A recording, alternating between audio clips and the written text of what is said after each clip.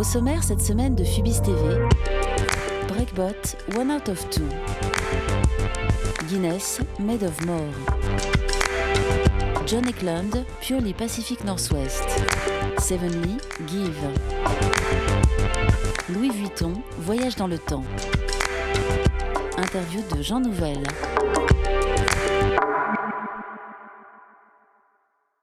À l'occasion de la sortie de son album By Your Side, Breakbot présente le clip réalisé par Irina Dakeva du titre One Out of Two en featuring avec Irfan.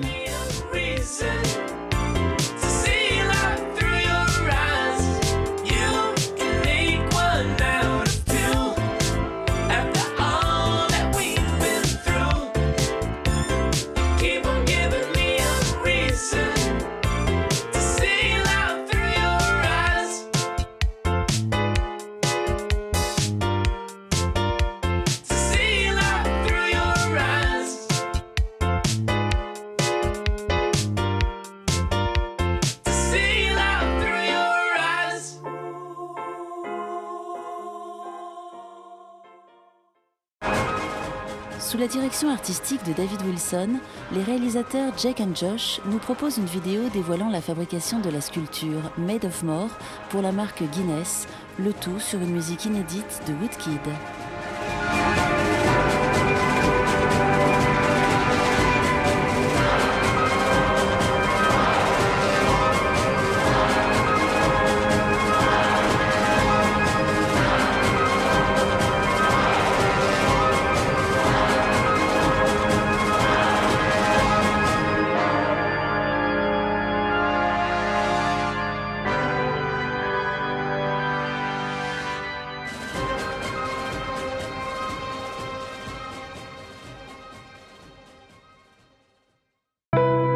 Purely Pacific Northwest est la nouvelle vidéo de John Eklund, photographe originaire de Portland. Sur une musique de Ryan Farish, il dévoile les plus beaux paysages du nord-ouest américain en time-lapse, concluant un projet commencé en juillet 2011 et composé de plus de 260 000 images.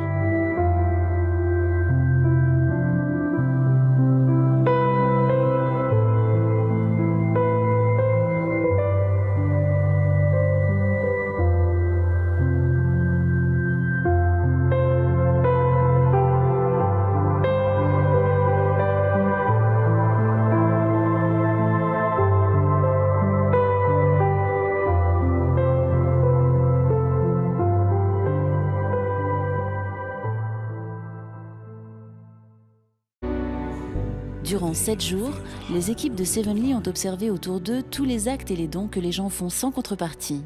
En résulte cette superbe vidéo appelée tout simplement Give. Earning praise for their generous deeds, for they have received their reward.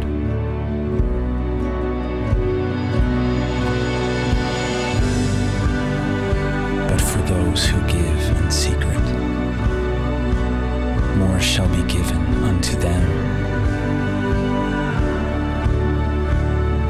They shall be called blessed, the true saints.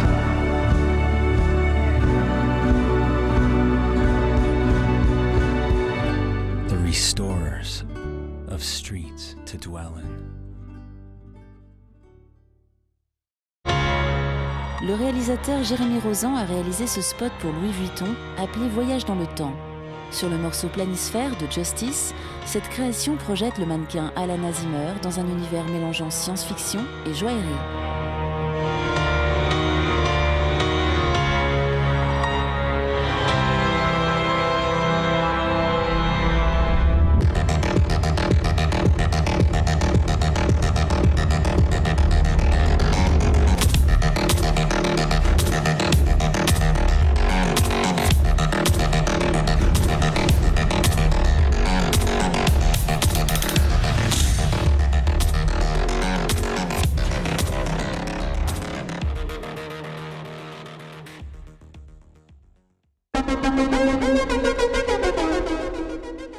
Cette semaine sur Phubis TV, c'est l'architecte Jean Nouvel qui a eu la gentillesse de répondre à nos questions à l'occasion de la Paris Design Week.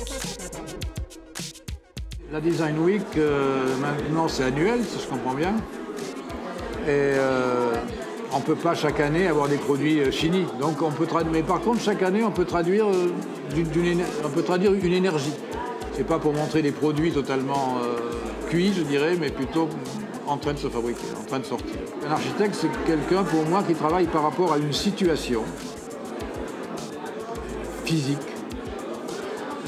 par rapport à une rencontre particulière avec un client, qui travaille sur un lieu qui va être transformé, sur un espace qui va être transformé pendant un certain temps. Et le design, c'est en fait l'inverse. Ce sont des lieux ce sont des objets qui sont en vadrouille tout le temps. On ne sait absolument pas où ils sont. Et on les rencontre dans les endroits les plus inattendus.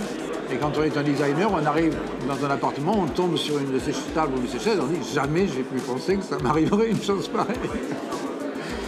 Donc il y a pour moi, dans les deux cas, une dimension de témoignage quand même, par rapport à l'époque, mais des stratégies totalement différentes. Je ne suis pas du tout un designer au sens où je le vois de plus en plus. C'est-à-dire je ne suis pas tellement intéressé par le fait de faire varier une forme, une couleur. Je n'ai pas une envie d'une couleur de façon préalable ou d'une forme comme ça. Je suis toujours sur des objets qui ont ils recherchent à la fois une forme d'évidence dans leur présence, mais ils ne cherchent pas à exister, à surexister. Voilà. Ils sont plutôt dans la logique d'un moment. J'aime bien travailler sur les programmes liés à l'art, dans une relation qui fait que l'objet est lui-même mis dans une situation qui n'est pas automatiquement celle de la convention de sa position, de sa représentation, mais qui est dans un lieu qui l'accueille. Ce sont des positions souvent conflictuelles et délicates. Sur le musée du Quai Branly, par exemple, j'ai gagné le concours avec une position forte, je crois, sur la muséographie, qui tendait à dire que finalement, on n'était pas obligé de présenter les objets de ces civilisations comme on présentait les nôtres. Carlos Scarpa l'avait découvert avant moi, je crois.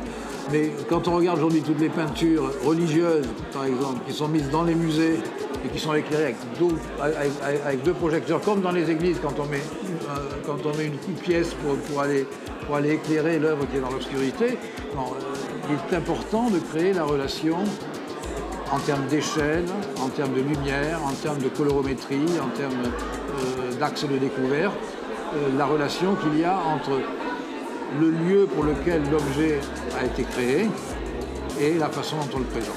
J'ai toujours rêvé d'avoir une interférence de l'art et de la vie. Je crois d'ailleurs qu'on devrait aller de plus en plus vers des commandes publiques qui font que l'art appartient à la ville et qu'il faudrait sortir de la situation où l'artiste dessine directement pour le musée.